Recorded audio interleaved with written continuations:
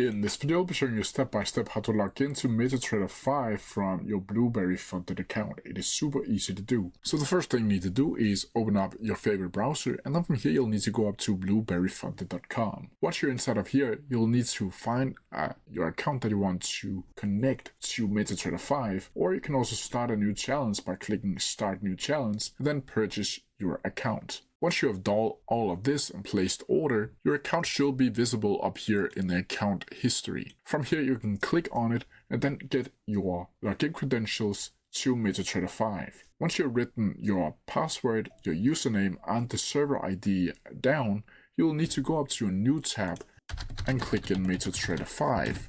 Like so. From here, you can go down to MetaTrader5.com's website and either download MetaTrader 5 for Windows or open up the web terminal. Once you open up MetaTrader 5, it should bring something like this. And now from here, it's time to connect Blueberry Funded to MetaTrader 5. And to do that, you'll simply need to go up to the left-hand corner and go down to Open an Account. From here, you'll need to go over to Add New Company and click in blueberryfunded.com. From here, you'll need to click Find Your Company, and then Blueberry Funded will appear. From here, you'll simply click Next.